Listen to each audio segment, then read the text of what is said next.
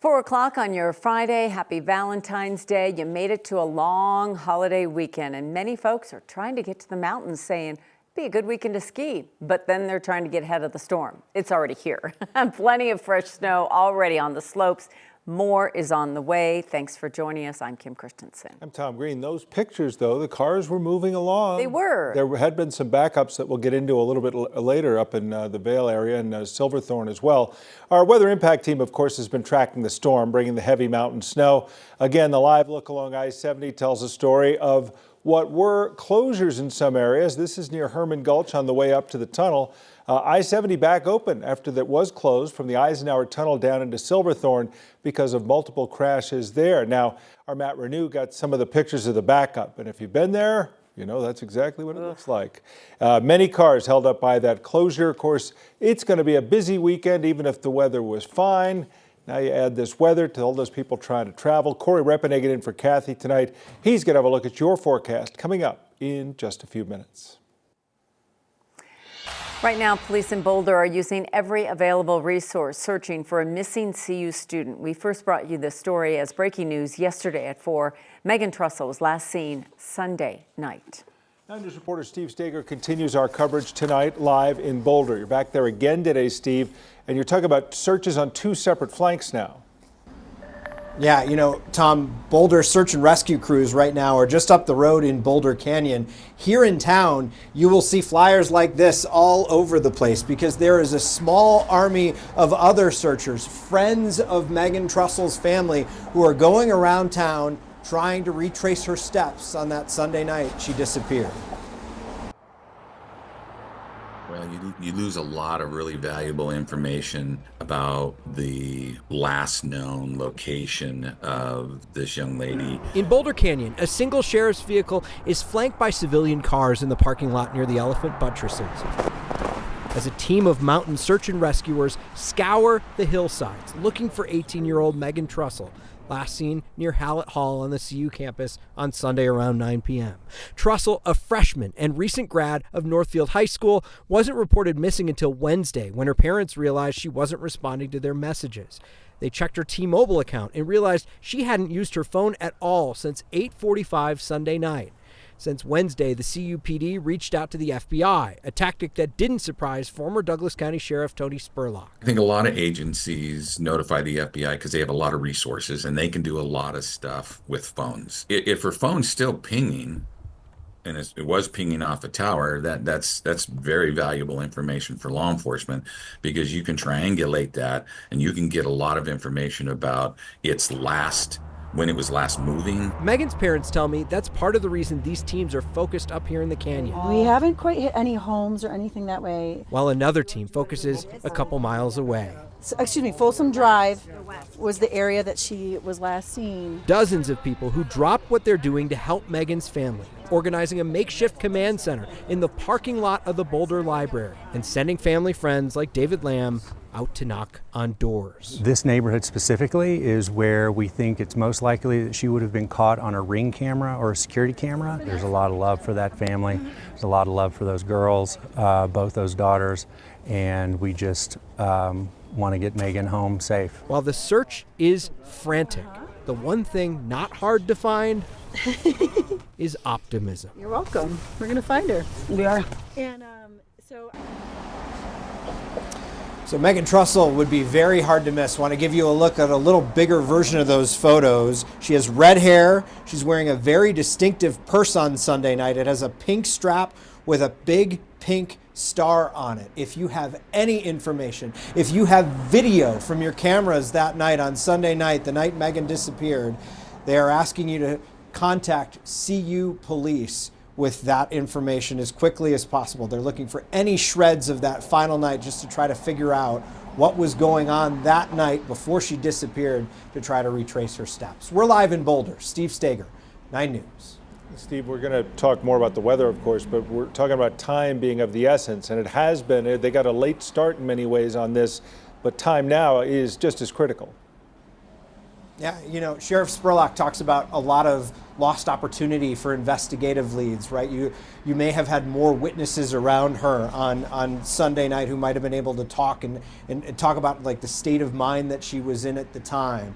But, you know, they're not giving up hope. The family especially not giving up hope. They say this is incredibly unusual for Megan. This is not something that she would normally do. She would not disappear like this. She would not reach out to her family. So they're really hoping that they'll still get some sort of good news out of this. Yeah. So, you know, spreading the news. You just never know. Somebody may have seen something that can help. All right. Thank you, Steve.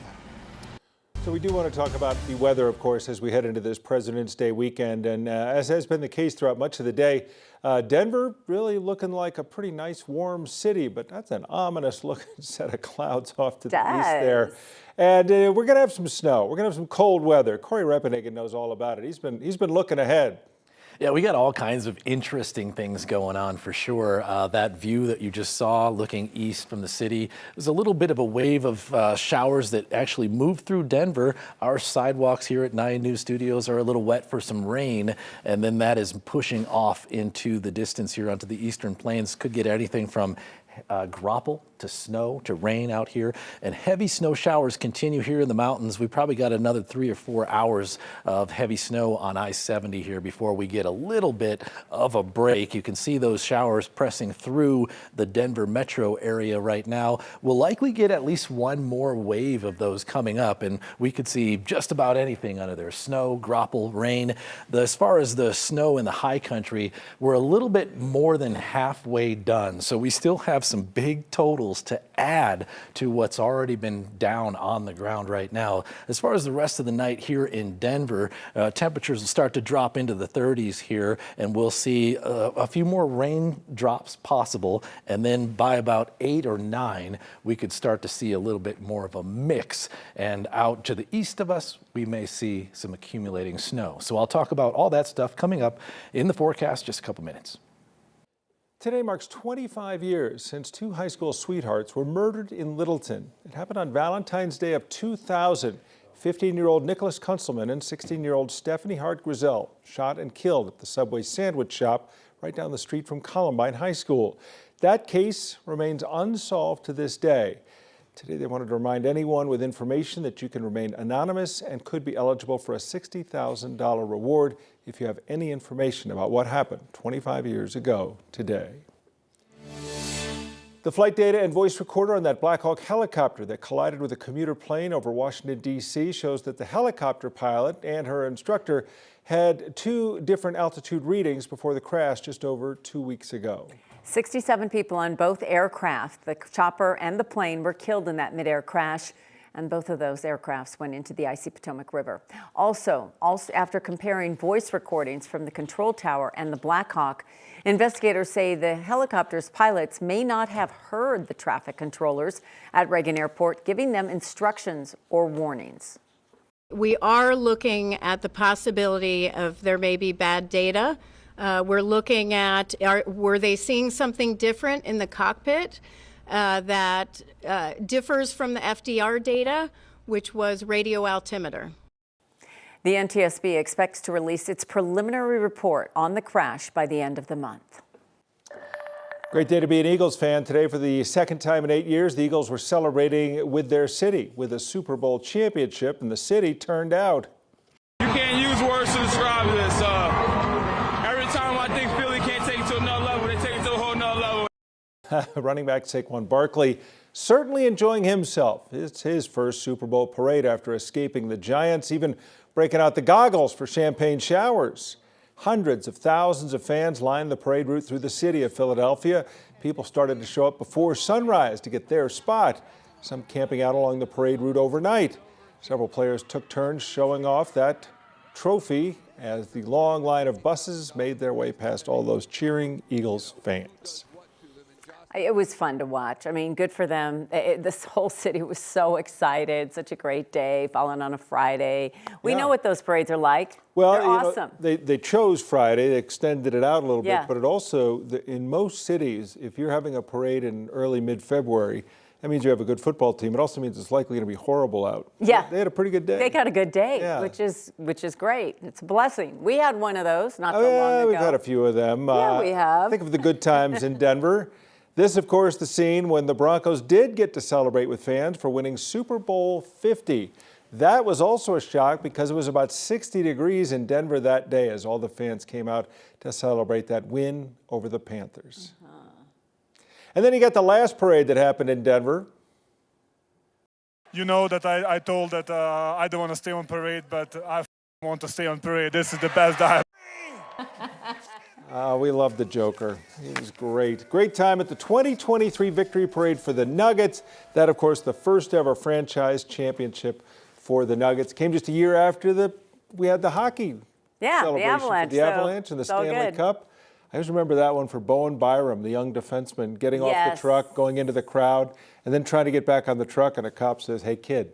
You can't be here." Yeah, the rest of the team's know who he was. Oh, he helped us win the Now, was it Saquon Barkley today that saw the ball boy and brought him in? Well, because he's strong, he just lifted. Yeah. And it's not like a boy.